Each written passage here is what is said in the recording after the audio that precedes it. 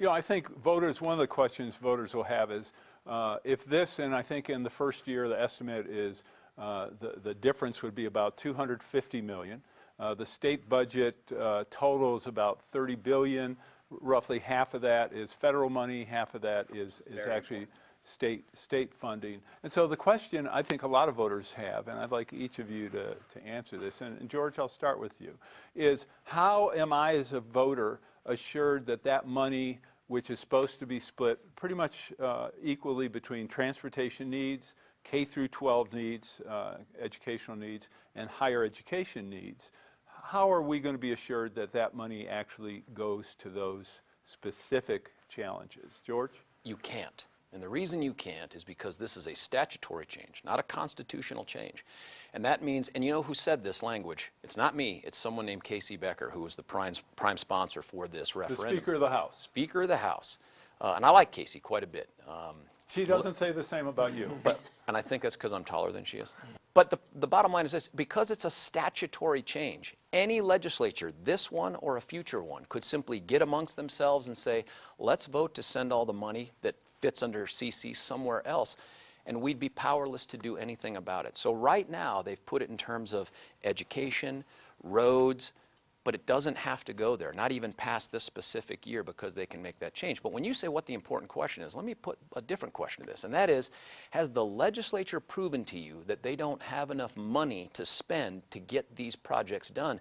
And my answer is no, and not just my answer, the Denver Post says the legislature doesn't need more money. I mean, at the end of the day, Tabor, if you listen to the opponents of Tabor, they say it has crippled state government, and the best evidence of that is that since 1990, population has grown by 60%, and because of Tabor, government has only been allowed to grow by a very anemic 306%.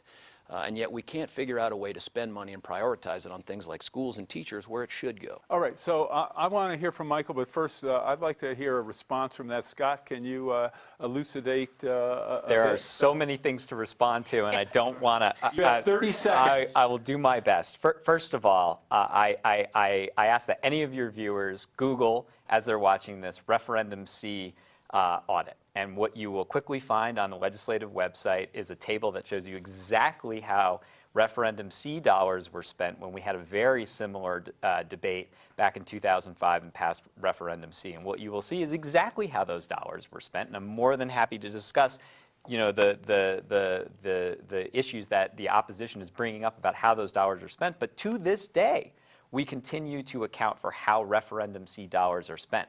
The exact same procedure will be used for Proposition CC. So that's the first point I want to make. I also think we need to discuss on this program the very erroneous numbers that the opposition is using in terms of budget growth. They talk about, you know, a $30 billion budget. The fact of the matter is, when we talk about the taxes that Coloradans pay, we're talking about a $12 billion general fund budget, and we cannot find any scenario in which the budget has grown by 300%. And the only way we think we can approximate that is if you don't adjust for population and inflation, if you use only raw numbers, and you use very large numbers that look at federal funds, cash funds, and general funds. So let's argue about the facts rather than just making up really big numbers that completely distort the reality of the state budget, which on average has only grown about 4% when you adjust for population and inflation. All right, Michael. But I think to Scott's point about the budget growth, Pew Research came out with a study about, since the recession happened in 2008, how much have general funds grown across the country.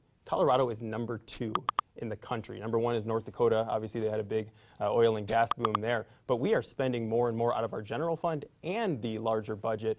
What we have to have a discussion is, where is that money going, right? And do they need more of that, or is that money back, back in taxpayers' hands better? All right. Well, keep in mind also, I mean, if you use the recession as your baseline, you're going to have, compared to other states. We fell the farthest. But nevertheless. Michael, no, we fell the understand. farthest, and the Pew study, actually, if you read the study, goes on to talk about how the reason Colorado ranks so high in that is because Colorado was among the states that fell the farthest and had to bounce back the most. That's what we found in the study. It's